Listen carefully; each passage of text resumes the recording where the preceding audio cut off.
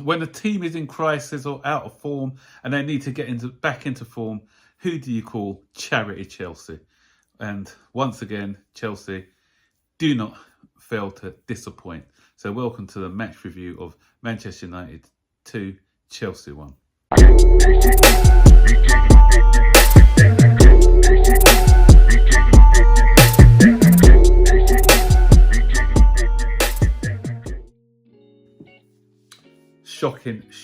Shocking. This was, terrible. If you thought the Newcastle match was bad, this is just as bad or even worse. Awful performance from minute 1 to minute 90. We just didn't compete. Okay, we scored a goal, great goal by Cole Palmer out of nothing against the run of play. We got what we deserved today. Awful football by Chelsea. There's only some okay-ish performances. Thought Levi Cole was okay-ish. Cole Palmer in bits and pieces was okay. Apart from that, everyone else useless. Manchester United came into this side as a team in crisis. I told you guys on my review, just because they're in crisis, it doesn't mean that we're going to get the win. I'll be seeing some nonsense by our fan base. Some people saying we're going to win 4-0, 5-0. Manchester United are there for the take and everything else. But this is Chelsea, guys. This is Chelsea. You know what you're going to get with this Chelsea side, full of inconsistencies.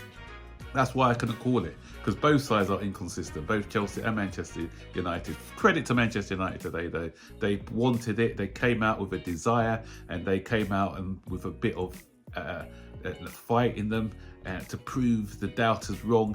And that fight they had, Chelsea didn't show half of that fight at all. Chelsea were just not at the races at all. Constant turnovers in the middle of the park. No passing patterns at all. Constantly giving the ball away from goalkeeper to midfield attack. Nobody. Did we string 3 or 4 passes together? I don't think we did. All game. Terrible.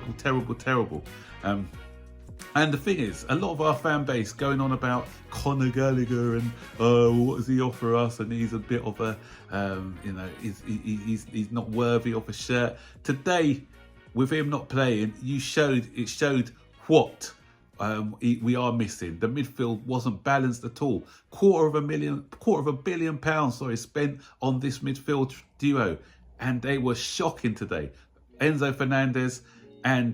Enzo Fernandez and Moise Caicedo, absolutely shocking today.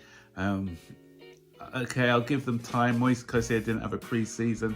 Caicedo again, but we've got to be with that sort of outlay, with that sort of money spent, we got to start seeing some returns soon, because this is ridiculous. We were bullied today by Scott McTominay. Scott McTominay owned the midfield. He absolutely owned that midfield. We didn't have, he bullied us today. Bullied us, destroyed us. That's not good enough. Absolutely not good enough. As I said, going back to Conor Gallagher. Conor Gallagher in this midfield gives us a different dimension. We were betting walk through. They walk through our midfield time and time again. And it was just embarrassing. It was just going straight through our midfield every single time they got the ball. Big goal gaps in the midfield. Enzo Fernandez said it's not athletic enough to run around the pitch. Moise Caicedo, as I said, I don't know with him, but he just doesn't look at the races neither. And they were penetrating our backline time and time again. Less I speak about Mudryk, the better, because today we saw Garnacho. How much did he cost? It didn't really cost a great deal for Manchester United. That's what a proper left winger looks like. Mudryk got no intelligence. We had a 4-on-2 situation one time. What did Mudryk do? Underhit the pass. And he did that time and time again. Garnacho, what did he do? He had the ball in a good position. Great pass for the McTominay header for McTominay to score that winning goal. They should have scored 4 or 5 today. We got away with one. They missed the penalty. McTominay missed one which was double saved by Sanchez, and they had a couple of other chances where they could have scored. Second half, did we work the goalkeeper once? Not once. The only opportunity we had, I think, was when Broha hit the outside of the post. Nicholas Jackson, what is it? In the air, useless, terrible. Raheem Sterling, another one. Doesn't know how to pass the ball under it in the ball. He's more interested in falling over than he is running at the goal. He had a chance where if he stayed on his feet, he could have probably had a chance on goal, but he's more interested in drawing fouls and just falling over. This Chelsea team, mid-table, that's what we are. We are officially a mid-table team, not getting into Europe this season, no way. You know, you see the likes of Aston Villa winning today against Manchester City. Aston Villa are going to be in the top 5. Obviously, Manchester City, Arsenal, maybe Tottenham. We got no chance of top 5. We got the best I think we're going to hope for this season is about 8th. We cannot. There's no way that this team cannot get into Europe with this inconsistency. One decent game, one bad game, one good game, one bad game. That's not winning us. Can anyone honestly see us going on a winning streak where we win 8 or 9 games in a row? I just cannot see it. Can't see it with this side at the moment.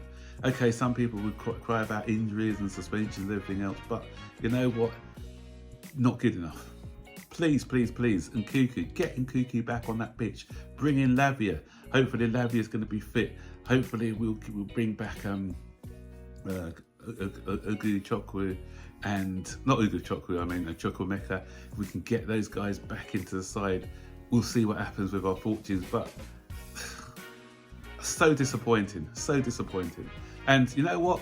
I expected it. So I wasn't one of these guys who were thinking this is a must-win game. We're going to beat United. United are terrible. I didn't think that because I knew we're terrible as well. United are meant to be terrible, but they find themselves, what, 8 points ahead of us now? 7 or 8 points ahead of us? So what does that make us? That's just, oh, man. I don't know.